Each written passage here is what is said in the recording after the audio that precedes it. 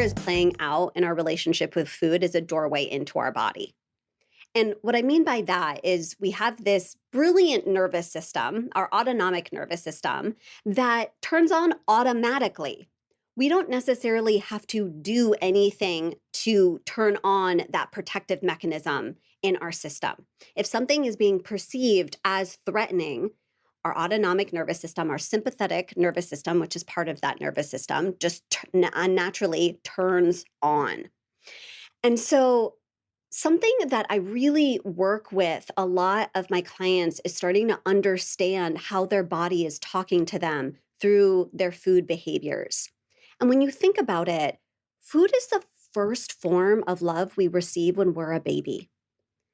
And, you know, like I'm kind of cradling my arm right now for those who are just listening. And if you think about it, like, okay, if here you are, little baby, like when you were being fed, whether it was breastfed or bottle fed, whatever it might have been, you are being attuned to, you are being looked at, you are being cared for. So there's this very powerful experience we have with food. And I think a lot of individuals judge themselves for that, of food shouldn't be love. Food should just be fuel, all the messages we receive from diet culture. But food will always be an experience of love. And then if you grew up in a household where you were misattuned to, where your needs didn't feel like they were being met, where it wasn't safe to express yourself emotionally, then food maybe naturally came in to support you in feeling that sense of safety. And you knew it. You knew it already. It was already ingrained in your body of, oh, where can I get this sense of safety? I'm not getting it from these external people. So I need to create it for myself. And then here comes food. If food was available in your household to just go and walk into the kitchen and reach for that. So I think a lot of individuals judge themselves so harshly. Why can't I just stop reaching for food?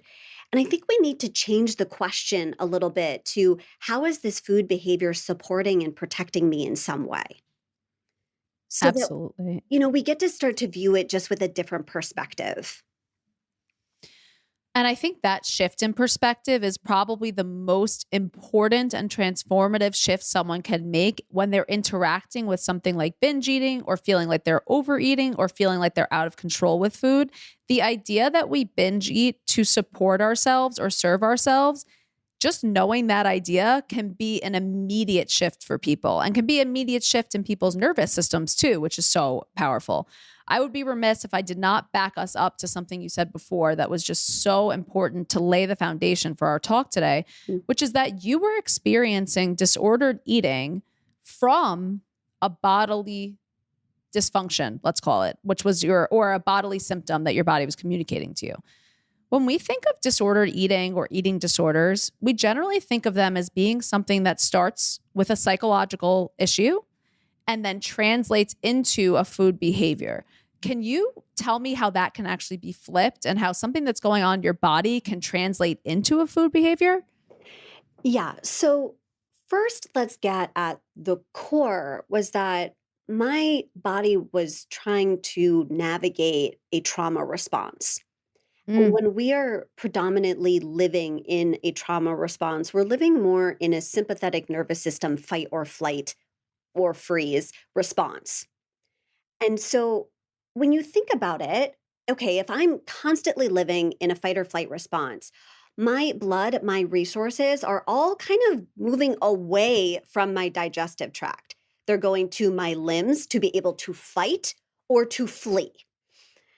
And so then digestion shuts down. And I think a lot of individuals, just when you're having a digestive issue, you think it's the problem is with food.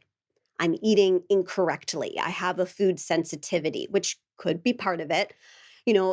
All of the blame goes onto the food piece, where actually we can kind of get curious about what bodily state are you eating the food in? And so mm. here I am, and I'm eating mostly in a fight or flight response because of the trauma response that I'm navigating in my body that I did not know. I did not know until much, much later into probably my mid 20s, really started understanding what was going on. And then it's like, okay, something's wrong with my digestion. And also, I was severely bloated all the time, which is Mm. very uncomfortable and can also get confusing of like, oh, my belly looks so quote unquote big all the time. And then here comes diet culture that it's just like, oh, do you need to lose weight? It gets really, really confusing where all of these things start to layer on top of it where you're like, okay, I'm going to try this diet. All right, you're telling me I should try the candida cleanse. Okay, like I should do all of these things where really at the core of it was I did not feel safe in my body. And I think that that is such a huge thing that I explore with most of the individuals that I work with now, that we cannot heal, we cannot have easy digestion, we cannot kind of start to transform our food behaviors or even know what resonates with our system until we move into that parasympathetic nervous system relaxation response.